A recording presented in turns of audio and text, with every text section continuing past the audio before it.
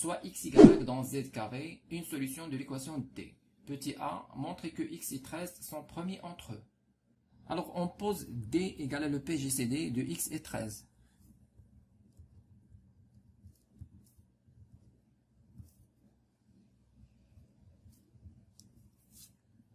Alors on a D divise 13 et D divise x. Alors D divise 13y et D divise 7x à la puissance 3. Et bien sûr, D divise aussi 13. Alors, D divise toute combinaison linéaire entre 13y et 7x à la puissance 3. Donc on aura D divise 7x à la puissance 3 moins 13y. Et D divise 13. Alors, on sait que 7x à la puissance 3 moins 13y est égal à 5. Donc D divise 5. Et D divise 13. Alors, D divise le PGCD de 13 et 5. Or, 13 et 5 sont premiers entre eux. Leur PGCD est égal à 1. Alors, D divise 1. On déduit que D est égal à 1. Conclusion, 13 et x sont premiers entre eux. Question B, on déduire que x à la puissance 12 congrue 1 modulo 13. Alors je vous rappelle tout d'abord le petit théorème de Fermat. Soit P un nombre premier. Deuxièmement, pour tout A appartient à n étoile, A et P premiers entre eux implique A à la puissance P-1 congrue 1 modulo P. On a 13 est un nombre premier.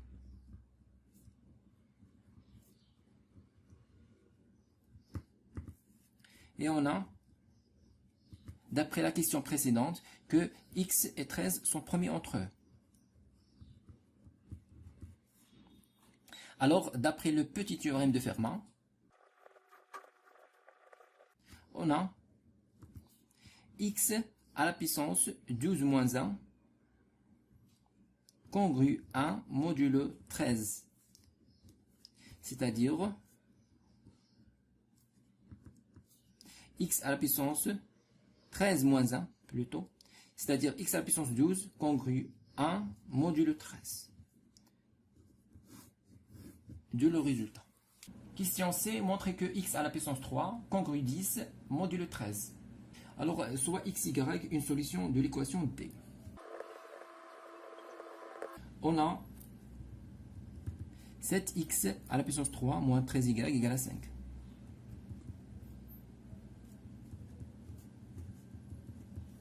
Alors, 7x à la puissance 3 moins 5 est égal à 13y. Donc, 7x à la puissance 3 moins 5 congrue 0 modulo 13. Alors, 7x à la puissance 3 congrue 5 modulo 13. Maintenant, pour se débarrasser du coefficient du x à la puissance 3, je vais multiplier par 2 les deux côtés de la congruence. Alors, 2 fois 7x à la puissance 3 congrue 2 fois 5 modulo 13. Alors, 2 fois 7 c'est 14, x à la puissance 3 congrue 2 fois 5 c'est 10 modulo 13. Maintenant, pour se débarrasser de 14, je vais décomposer. C'est 13 plus 1. Donc, j'aurai 13x à la puissance 3 plus x à la puissance 3 congrue 10 modulo 13. Alors, 13x à la puissance 3, il congrue 0 modulo 13. Donc, 13x à la puissance 3, je vais le faire entrer dans le modulo 13. Il reste uniquement x à la puissance 3 congru 10. Alors, il reste uniquement x à la puissance 3 congru 10 modulo 13. Ce qu'il fallait montrer. Question D, on déduire que x à la puissance 12 congru 3 modulo 13. On a d'après la question précédente que x à la puissance 3 congru 10 modulo 13. Alors maintenant, je vais mettre à la puissance 4. X à la puissance 3 et 10. Alors, x à la puissance 3 à la puissance 4. Congru 10 à la puissance 4. Modulo 13. C'est-à-dire x à la puissance 12. 3 fois 4, 12. Congru 10 à la puissance 4. Modulo 13. Alors maintenant, je vais voir 10 à la puissance 4 contient combien de 13. Donc je vais faire la division de 10 à la puissance 4 sur 13. Alors 10 à la puissance 4, c'est 10 000. Et sur 13. Alors 10 est inférieur à 13, donc je vais prendre 100. Alors 100 contient combien de 13? Alors 13 fois 8, c'est 104, donc je dépasse 100. Donc je vais prendre 7. Alors 7 fois 3, c'est 21, donc je mets 1 et je retiens 2. 7 fois 1, c'est 7, plus 2, c'est 9. Alors 100 moins 91, c'est 9. Je fais maintenant descendre 0 et 0. 9 est inférieur à 13, donc je vais prendre 90. Alors 90 contient combien de 13? Je viens de calculer 7 fois 13, c'est 91. Donc il faut prendre 6. Alors 6 fois 3, c'est 18. Je mets 8 et je retiens 1. 6 fois 1, 6, plus 1, c'est 7. 90 moins 78, c'est exactement 12. Maintenant, je fais descendre 0.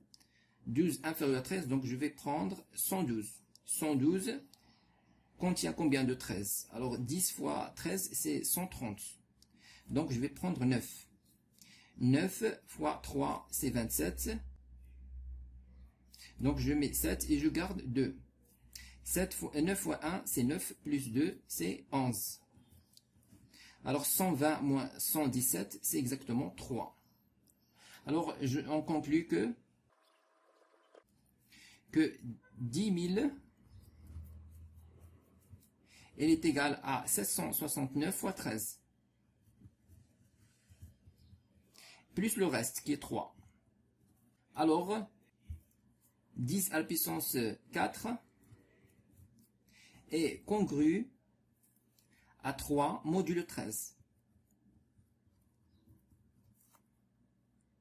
Maintenant, comme x à la puissance 12 est congru 10 à la puissance 4 modulo 13, et 10 à la puissance 4 lui-même, il est congru 3 modulo 13. Donc par transition, x à la puissance 12 est congru 3 modulo 13.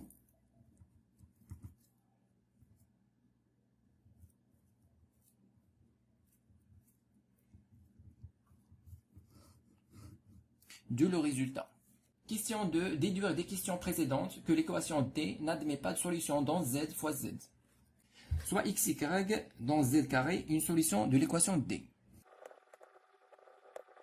Alors, d'après ce qui précède, on a x à la puissance 12 congru 3 modulo 13.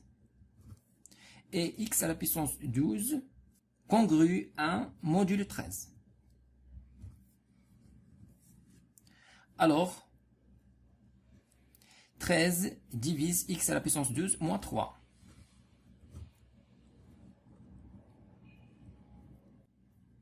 Et même chose ici, 13 divise x à la puissance 12 moins 1.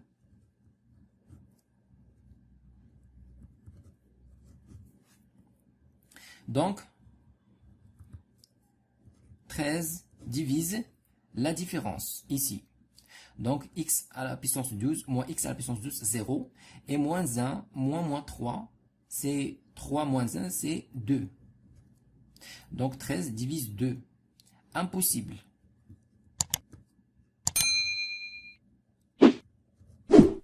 Alors, l'ensemble des solutions de l'équation D, S, est égal à l'ensemble vide. Alors ici, vous pouvez raisonner autrement en disant que 3 est supérieur ou égal à 0 et inférieur strictement à 13. Donc 3 est le reste de la division euclidienne de x à la puissance 12 par 13. Même chose ici, 1 est positif, supérieur ou égal à 0 et inférieur strictement à 13. Donc 1 est le reste de la division euclidienne de x à la puissance 12 par 13.